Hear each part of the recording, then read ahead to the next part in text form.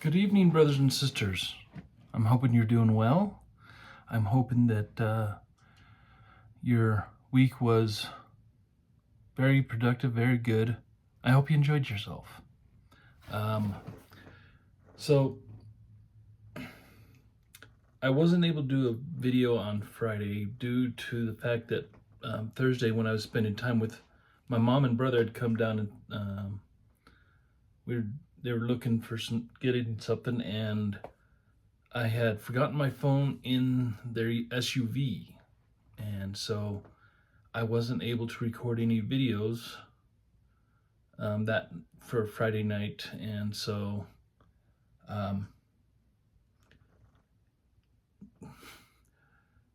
it happens. Good things happen for a reason,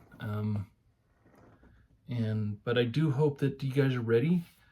We are finally finishing Alma. We're doing Alma 63. And I will start recording my videos for September, so I can take that month off of social media and not have to worry about still getting all the content out there that I needed. So, but welcome to my channel. My name is Kevin. I am an elder in Israel, and yeah, it's hard to believe that we're finally finished with Alma after more than almost 2.5 months. It's good to finally be getting done with Alma. Time to move on to Helaman, and it's gonna be nice. So if you remember in the last chapter, the war is finally done with the Lamanites for the most part.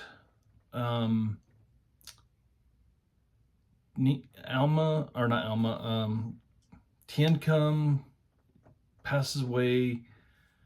Helaman returns to the ministry. Moronihah, he retired and he passed on things. And so now, and the Kingsmen are finally finished. No more Kingsmen. So let's move on. So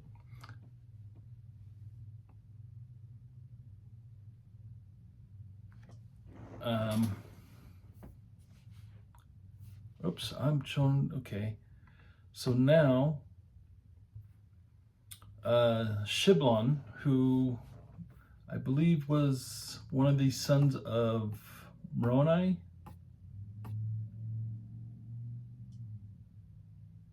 received the sacred things that were passed on to, Shiblon is the son of Helaman and was passing the sacred items to his son Shiblon, which was given to Helaman by his father Alma. And he takes up the mantle,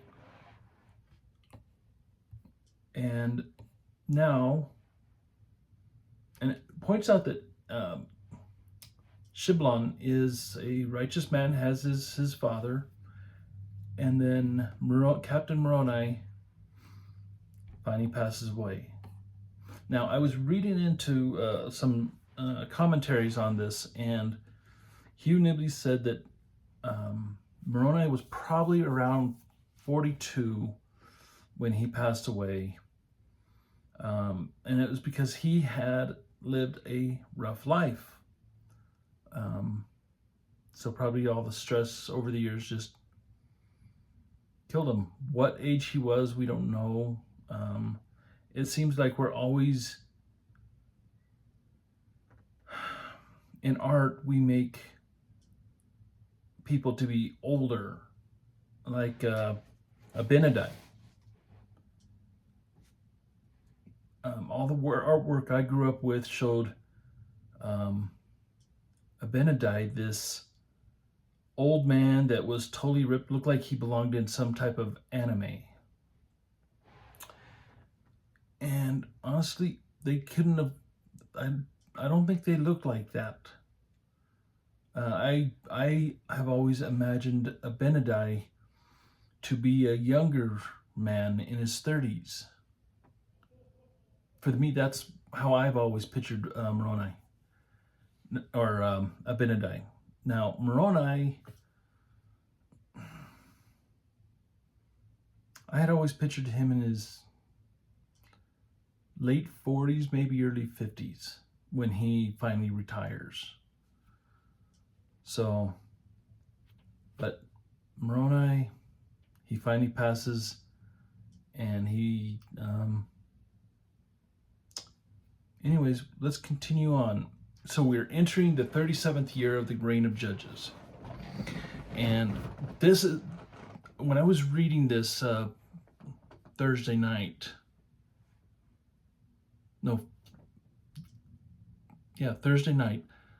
my mind was blown at what's going on here. One second. It's getting a little warm under here, so get the fan on me. So let's start in verse 4. This is amazing. So here we see that a large company of people, about 5,400 men and their wives and their children. So this is going to be a party that's probably more than 10,000 people. Probably closer to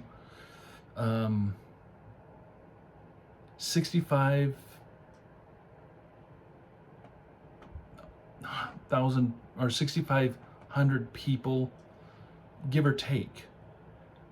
They up and leave and they travel northward.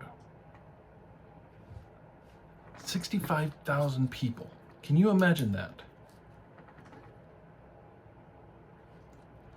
All right. Now, here's something that's interesting, and let me make sure I'm signed in. There's some things that just blew my mind.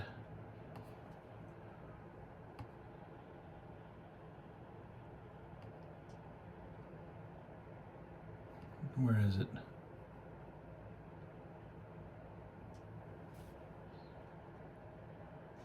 So, let's go to verse 5.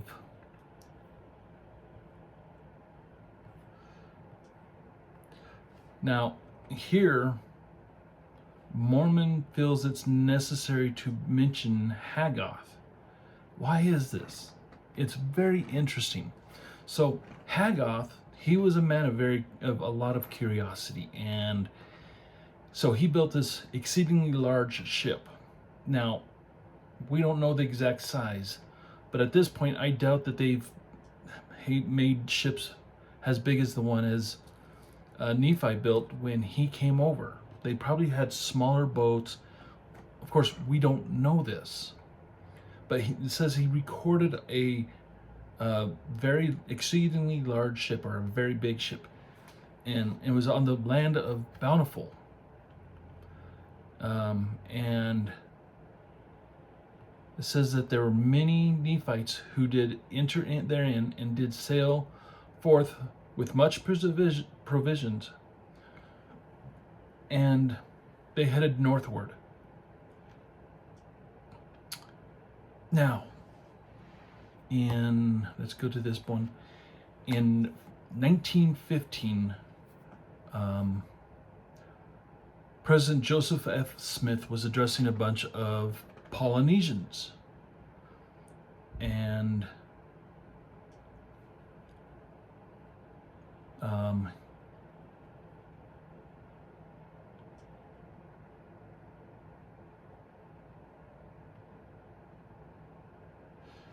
that this man Hagoth was the progenitors of the Polynesian people.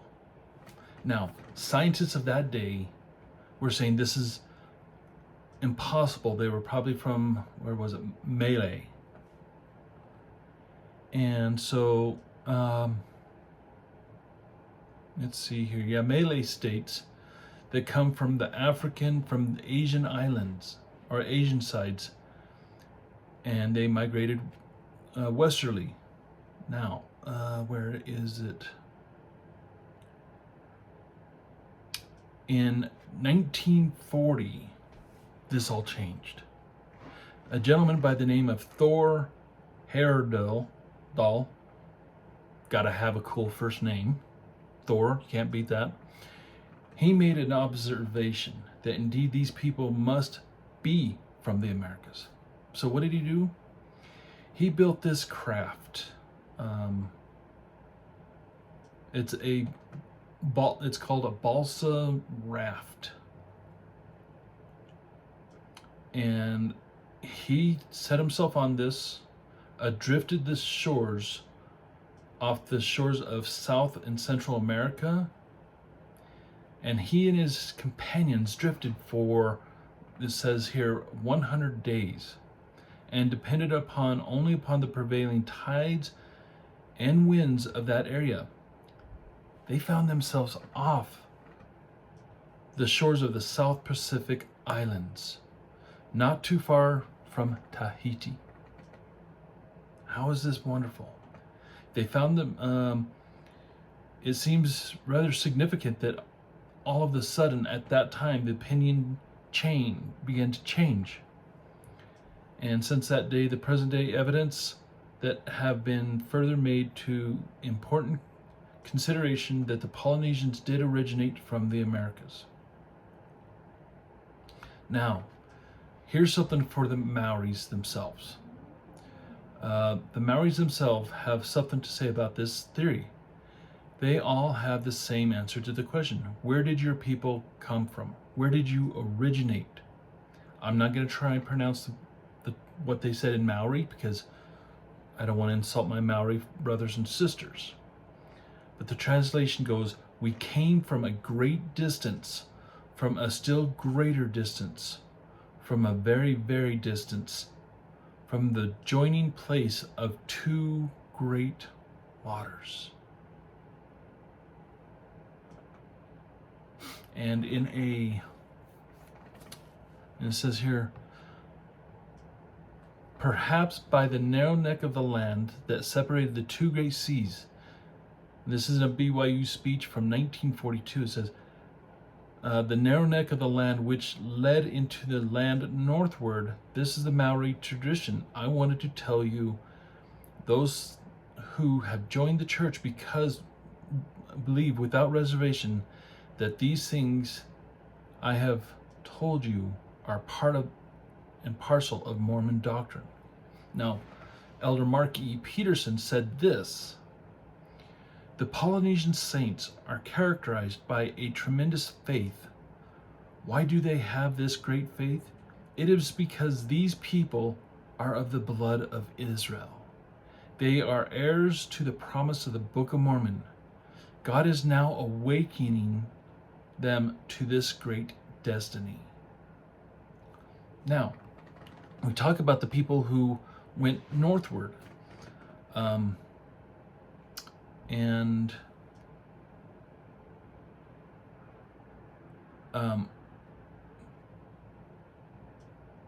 Nephites and Amalekites at this time have remained in the land south of the narrow neck of the land.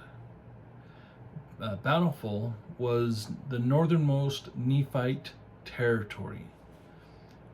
However, and I'm reading this on a website called gospeldoctrine.com. It's one of I wish the guy would create a mobile app, because this is an amazing treasure trove of quotes from prophets and apostles that talk about this stuff. And but this is what was written for Alma 63:9. It says that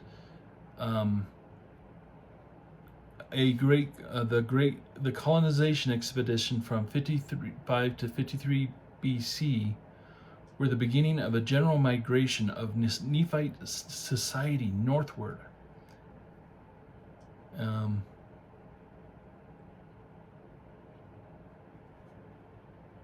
Says by 350 AD, the land of Zarahemla would have been completely abandoned by the Nephites and were all in the land northward.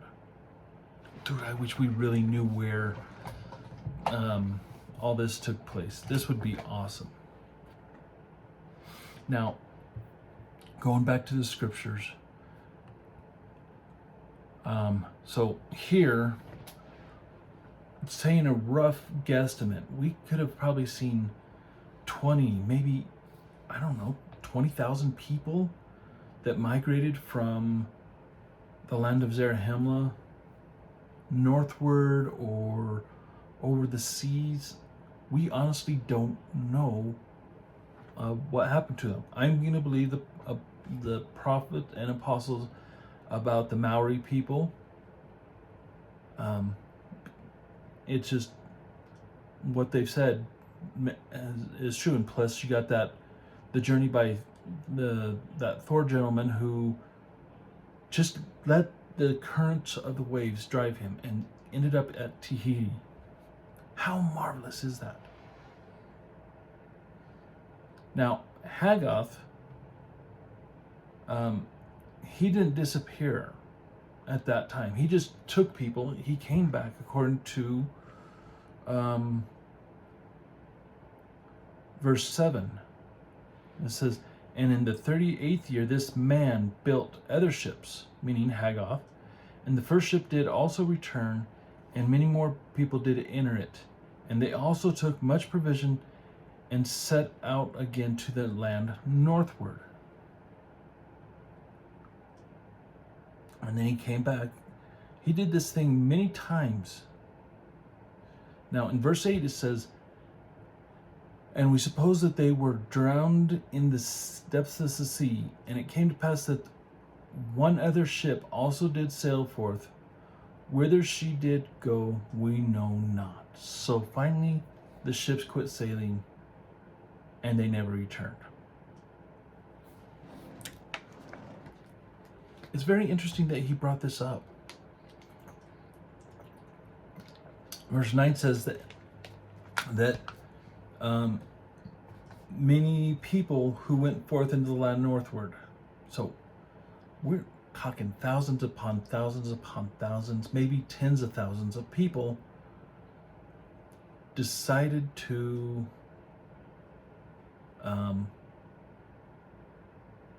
go forward, never to return.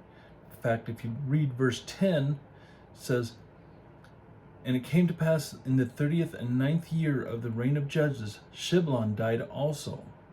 So remember, Shiblon was the son of Helaman, and who had taken up the sacred items. And I'm going to guess Corianton was also a son of Helaman, and he actually went in on one of the ships to the land of northward.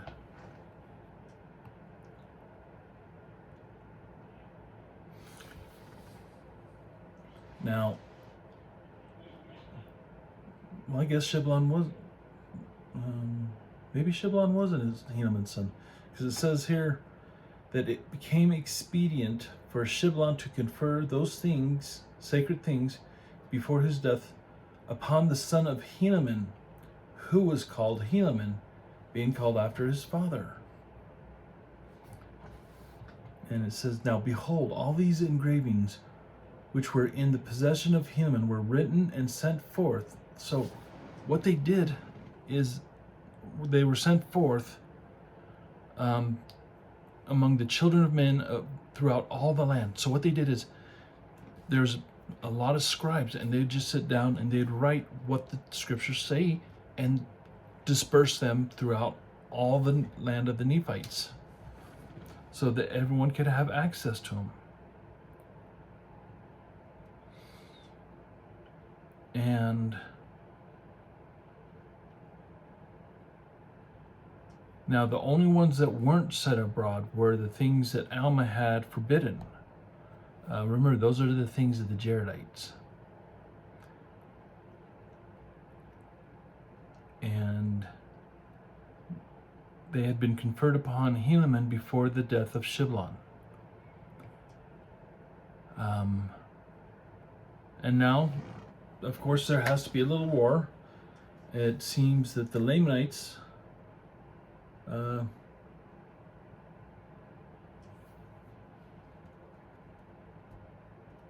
says here that in verse 14 that there were dissenters who had gone forth into the Lamanites and stirred up again to anger against the Nephites.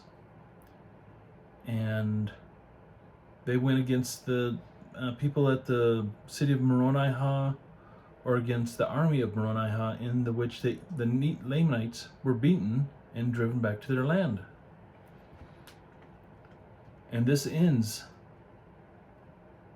the 39th year of the reign of Judges.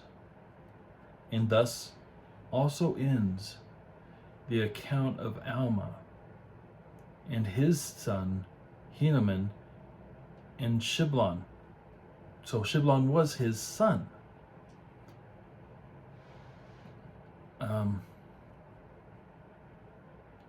So all three prophets here, Alma, Helaman, Shiblon. In this record, we have seen the records of three prophets. While Shiblon didn't have that much to add, and Helaman, it was mostly of the war against the Lamanites. This is still one of my favorite chapters. Alma is one of the most prolific writers in the Book of Mormon that I've ever read, and the fact that they did this, it was so amazing. And we've seen so much evidence. There's a saying I remember, I don't know who said it, that the Book of Mormon, a righteous man would not have written the Book of Mormon. A wicked man could not have written the Book of Mormon. We've seen a lot of spiritual knowledge just released from here that just blows the mind out of the waters. It confounds some of the false doctrine that the Book of Mormon, or that the Christian world believes, and it confirms what the Bible teaches. If you had not had the chance, please go back and reread Alma again and underline those things that just pop out of your mind. I mean, you will not be surprised. Your pen's going to go dry. I'm joking. Maybe not. So, thus ends Alma, the book of Alma. So, Monday, appropriately, we will start on the book of Helaman. And that's only 16 chapters long, so we'll get through it in a little over 3 weeks. Then we'll be on to 3rd Nephi. Who knows, maybe we'll beat the end of the year after all. So my brothers and sisters, I would like to thank you again for joining me. Thank you for everyone who has subscribed since I began this journey back in, I think it was October or November of last year. My channel has skyrocketed. And while I'm still considered one of the smaller channels, I do thank you. And I continually to pray that our walk with Christ together will be a fruitful one, and that we will learn so much more. You guys have a wonderful weekend. Enjoy the rest of your Saturday, and enjoy your Sabbath day. And we'll see you on Monday for another Scripture of the Day.